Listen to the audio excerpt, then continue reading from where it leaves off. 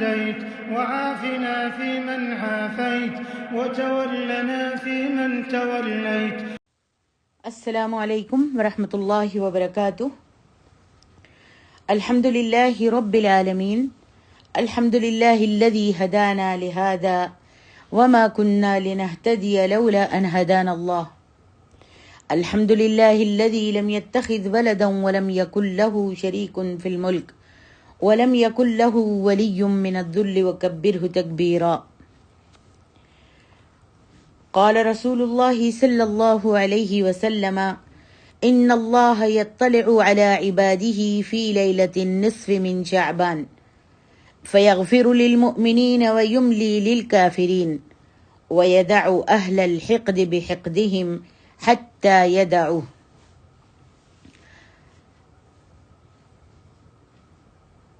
نبی علیہ السلام ارشاد فرماتے ہیں کہ بے شک اللہ سبحانہ و تعالی شعبان کی 15ویں رات کو اپنے بندوں پر رحمت کی نظر ڈالتا ہے، پھر مومنوں کو وہ معاف کر دیتا ہے اور کافروں کو ڈھیل دے دیتا ہے. اور کینہ رکھنے والا شخص جو ہے، جتنے بھی کینے رکھنے والے ہیں، حسد رکھنے والے، بغض رکھنے والے لوگوں کو اللہ رب العالمین چھوڑ دیتا ہے، یہاں تک کہ وہ اپنے دلوں کو کینے سے، بغض سے، حسد سے، حقد سے پاک کر لیں. یہ حدیث صحیح الجامع للالبانی میں موجود ہے اور البانی نے اس حدیث کو صحیح کہا ہے. عزیزان گرامی، یہی حدیث ہے جو شعبان کی 15ویں رات کی فضیلت میں صحیح سند کے ساتھ روایت کی گئی ہے. اس کے علاوہ جتنی بھی احادیث عام طور پر بیان کی جاتی ہیں اور جنہیں ہم ہمیشہ اکثر اخبارات اور محفلوں کی زینت بنتے ہوئے دیکھتے ہیں، وہ سب کی سب سندن انتہائی کمزور بلکہ من گھڑت ہیں، اور نبی علیہ السلام کی شریعت ایسی خرافات سے پاک ہے. شب برات کی نسبت سے جو کمزور اور من گھڑت حدیثیں عام طور پر بیان کی جاتی ہیں، میں ان میں سے چند حدیثیں بیان کروں گی اور بتانا چاہوں گی مسلمان بہنوں کو اور مسلمان بھائیوں کو اور بیٹیوں کو کہ یہ حدیثیں جو ہیں ضعیف ہیں اور موضوع ہیں اور من گھڑت ہیں. جیسا کہ پہلی حدیث ہے شعبان شہری و رمضان شہر اللہ. اس کو البانی نے اپنی جامع میں ضعیف کہا ہے، یعنی موضوع کہا ہے. شعبان میرا مہینہ ہے اور رمضان جو ہے وہ اللہ کا مہینہ ہے. اس حدیث کو البانی موضوع کہتے ہیں. اور دوسری حدیث جو بیان کی جاتی ہے کہ ایک رات نبی علیہ السلام حضرت عائشہ رضی اللہ عنہا کے گھر میں تھے. آپ اچانک وہاں سے نکلے، حضرت عائشہ آپ کے پیچھے گئیں، یعنی آپ اچانک جب گھر سے نکلے تو حضرت عائشہ بھی پیچھے پیچھے گئیں. تو کیا دیکھتی ہیں کہ آپ جنت البقیع میں ہیں. جنت البقیع جو ہے یہ قبرستان ہے مدینے میں. آپ نبی علیہ السلام نے ان کو دیکھ لیا تو فرمایا کیا تمہیں اس بات کا اندیشہ تھا کہ اللہ اور اس کے رسول تم پر ظلم کریں گے؟ جب حضرت عائشہ کو نبی علیہ السلام نے دیکھا تو آپ نے فرمایا کیا تم اس بات سے ڈرتی تھی کہ اللہ اور اس کے رسول محمد صلی اللہ علیہ وسلم تم پر ظلم کریں گے؟ انہوں نے کہا اے اللہ کے رسول صلی اللہ علیہ وسلم، مجھے یہ شک ہوا تھا کہ شاید آپ کسی اور بیوی کے گھر چلے گئے ہیں. تو نبی علیہ السلام نے فرمایا بے شک اللہ تبارک و تعالی شعبان کی 15ویں رات کو آسمان دنیا پر آتا ہے، پھر اتنے لوگوں کی مغفرت کرتا ہے جتنے بنو کلب کی بکریوں کے بال ہیں. دیگر ائمہ کے علاوہ خود امام ترمذی نے بھی اس حدیث کو ذکر کرنے کے بعد اس کے ضعف کی طرف اشارہ کیا ہے، بلکہ انہوں نے امام بخاری سے بھی نقل کیا ہے کہ وہ اس حدیث کو ضعیف کہتے ہیں. اور یہاں ہم بتاتے چلیں کہ حضرت عائشہ کا قصہ جو نبی علیہ السلام کے جنت البقیع میں جانے اور اہل بقیع کے لیے دعا کرنے کے متعلق ہے، وہ صحیح ہے اور صحیح مسلم وغیرہ میں تفصیلاً موجود ہے، لیکن اس میں شعبان کی 15ویں رات کا کوئی بھی ذکر نہیں ہے۔ اب میں وہ قصہ سناتی ہوں، پورا مکمل واقعہ میں آپ کو سناتی ہوں جو صحیح ہے۔ حضرت عائشہ رضی اللہ عنہا کا بیان ہے کہ نبی کریم صلی اللہ علیہ وسلم ایک رات میرے پاس تھے، یعنی میرے گھر میں تھے، میری باری تھی اور میرے پاس تھے۔ آپ نے جو چادر اوڑھ رکھی تھی اسے اور اپنے جوتوں کو آپ نے اتارا اور ان کو اپنے سر کے قریب رکھ لیا۔ جوتے اور چادر جو تھی آپ نے اپنے سر کے قریب رکھ لی، اور جو چادر آپ نے پہن رکھی تھی اس کا ایک کونا آپ نے اپنے بستر پر بچھایا اور اس پر لیٹ گئے۔ ابھی تھوڑی سی دیر گزری تھی جس میں آپ نے یہ سمجھا کہ میں سو گئی ہوں۔ آپ نے آہستہ سے اپنی چادر کو اٹھایا اور اپنا جوتا پہنا اور دروازہ کھول کر آپ باہر نکل گئے۔ پھر نبی علیہ الصلوۃ والسلام نے دروازہ جو تھا آہستہ سے بند کر دیا۔ حضرت عائشہ کہتی ہے میں اٹھی، اپنی چادر لی، اپنا دوپٹہ لیا اور اپنی چادر کو میں نے لپیٹا اور میں آپ کے پیچھے پیچھے چل دی۔ آپ صلی اللہ علیہ وسلم بقیع میں پہنچے، کافی دیر تک آپ کھڑے رہے اور اس دوران 3 مرتبہ آپ نے اپنے ہاتھ دعا کے لیے بلند کیے، ہاتھ اٹھا کر دعا مانگی۔ پھر آپ واپس پلٹنے لگے تو کہتی ہیں کہ میں بھی جلدی جلدی واپس پلٹی۔ آپ تیز تیز چلنے لگے تو میں بھی تیز تیز چلنے لگی۔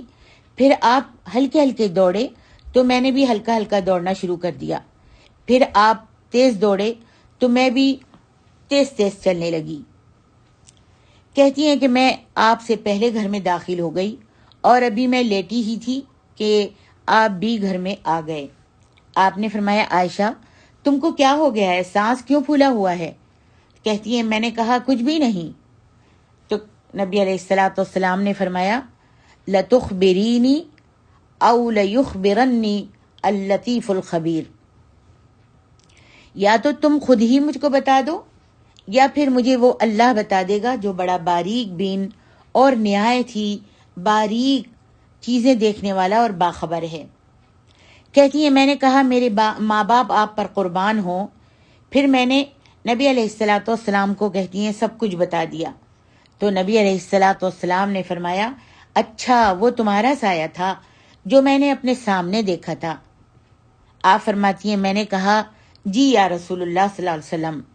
پھر نبی علیہ الصلوۃ والسلام نے میرے سینے پر اپنی ہتھیلی کو اس طرح مارا کہ مجھے اس سے تکلیف محسوس ہوئی، میرے سینے میں تکلیف محسوس ہوئی۔ اس کے بعد آپ نے فرمایا اظننت ان یحیف اللہ علیک ورسولہ، تمہارا خیال تھا کہ اللہ اور اس کے رسول صلی اللہ علیہ وسلم تم پر ظلم کریں گے؟ کہتی ہیں میں نے دل میں کہا لوگ چاہے جتنا بھی چھپا لیں، جتنی بھی باتیں چھپا لیں، جو بھی کچھ چھپا لیں، اللہ تبارک و تعالیٰ تو سب کچھ جانتا ہے۔ ہاں واقعتاً اللہ تبارک و تعالیٰ سب کچھ جانتا ہے۔ اللہ اکبر۔ پھر نبی علیہ الصلوۃ والسلام نے فرمایا جب تم نے دیکھا تو اس وقت میرے پاس جبریل آئے تھے، جب تم نے دیکھا تو اس وقت میرے پاس جبریل آئے تھے، انہوں نے تم سے چھپاتے ہوئے آہستہ سے مجھے پکارا تو میں نے بھی تم سے چھپاتے ہوئے جبریل کو آہستہ سے جواب دیا۔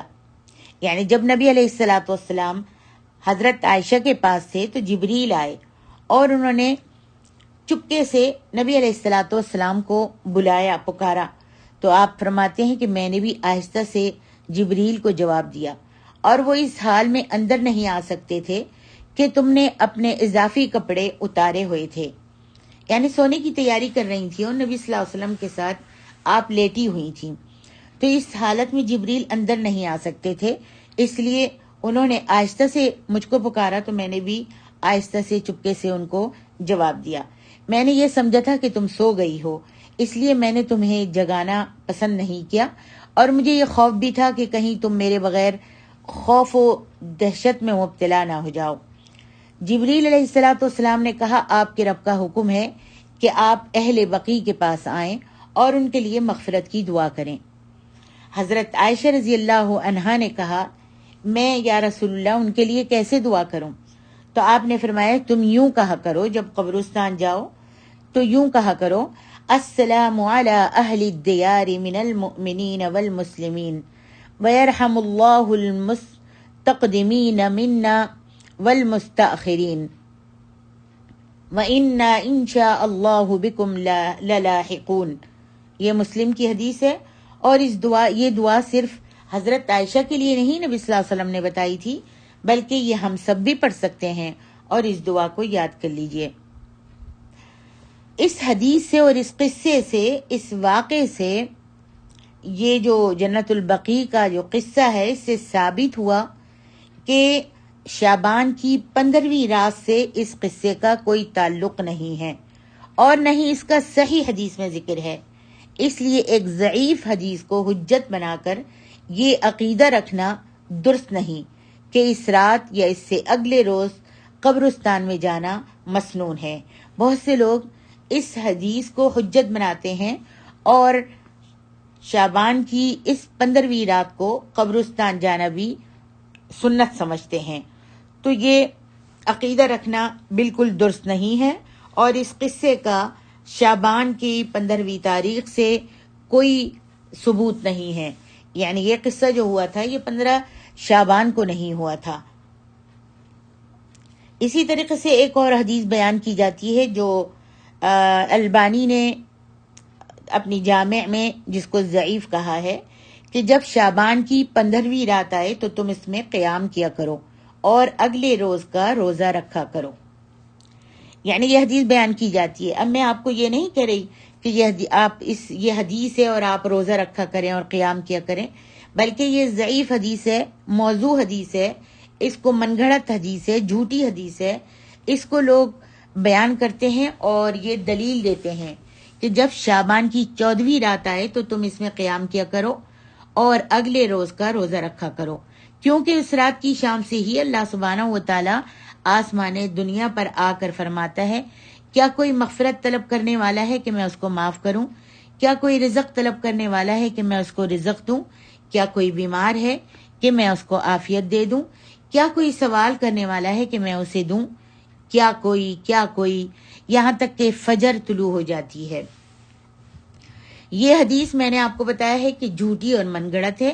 اس کے بجائے وہ صحیح حدیث ذکر کرنی چاہیے جس میں نبی علیہ الصلوۃ والسلام نے ذکر کیا ہے کہ ينزل ربنا تبارک وتعالی كل ليلة إلى السماء الدنيا حين يبقى ثلث الليل الآخر فيقول من يدعوني فاستجيب له من يسألني فأعطيه من يستغفرني فأغفر له وفي رواية المسلم فلا يزال كذلك حتى يضيء الفجر۔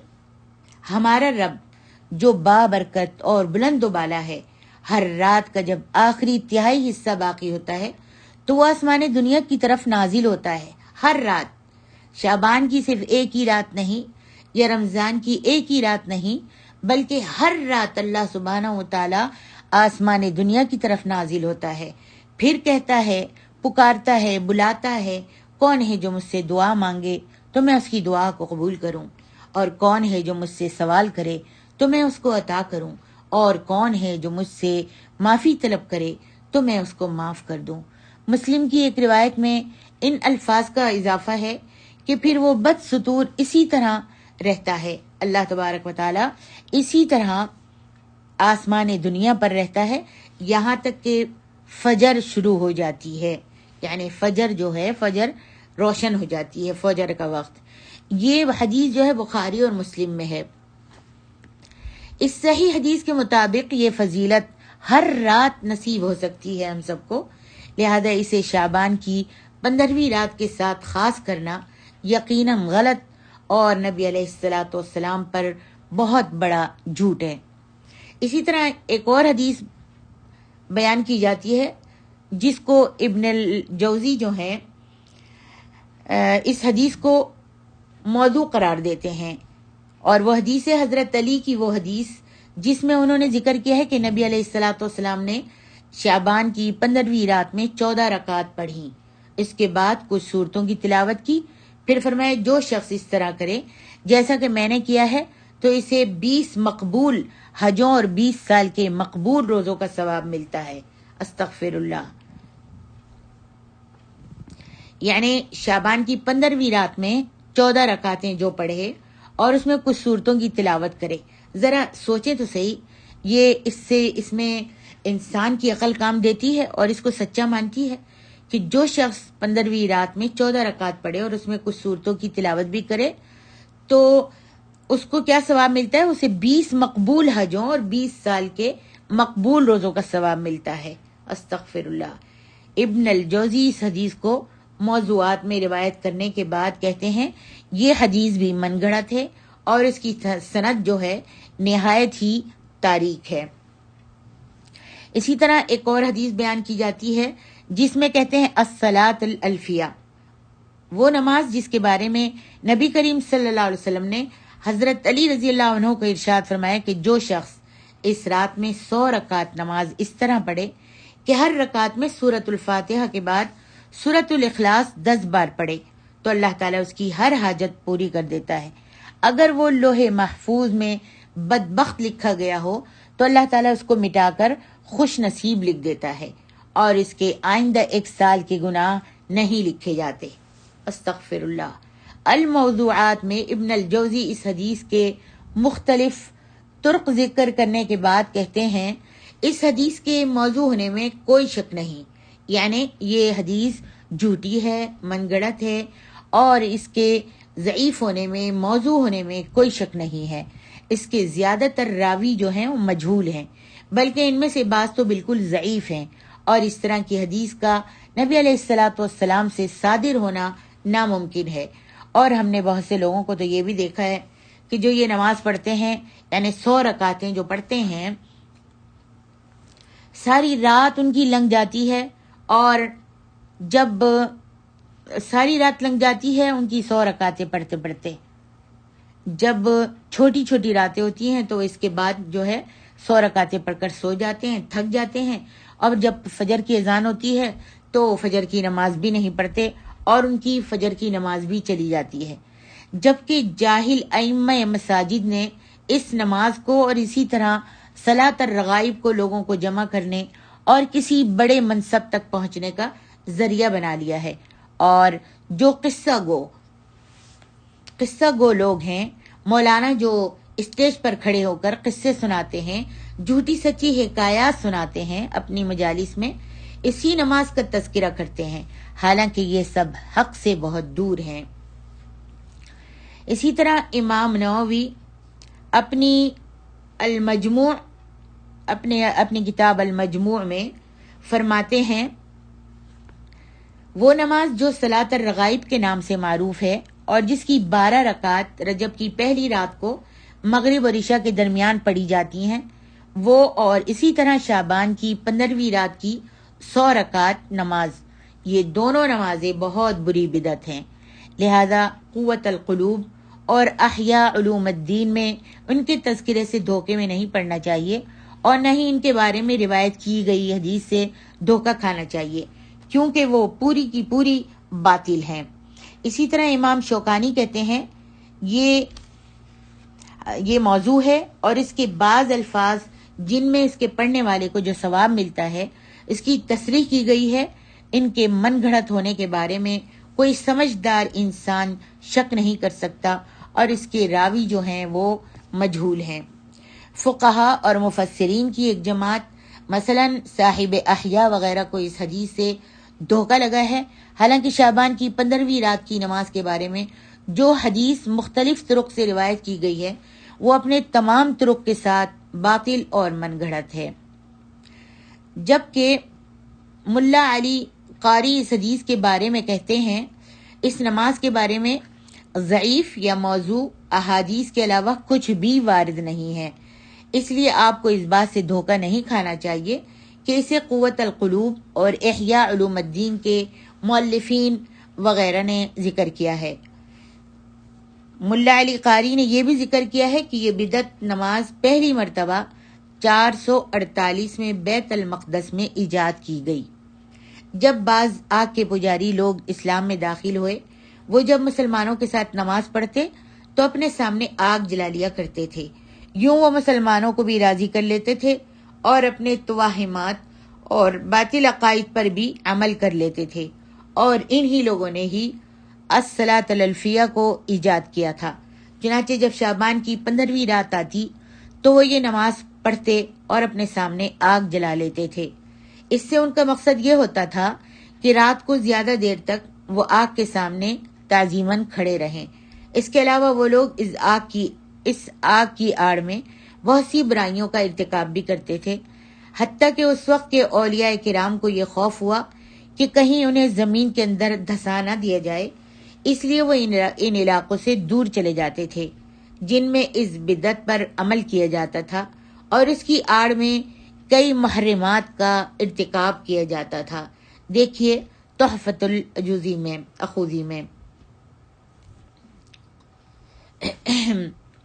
نہایت میری محترم ماں اور عزیز بہنوں، نہایت دکھ کی بات ہے کہ جو نماز آگ کے پجاریوں نے 5ویں صدی میں ایجاد کی اور اس کی فضیلت میں جھوٹی احادیث بھی گھڑ ڈالی، آج مسلمان اسی نماز کا شعبان کی 15ویں رات کو خصوصی اہتمام کرتے ہیں اور پورے زور و شور سے اس جھوٹی احادیث کو بیان کرتے ہیں۔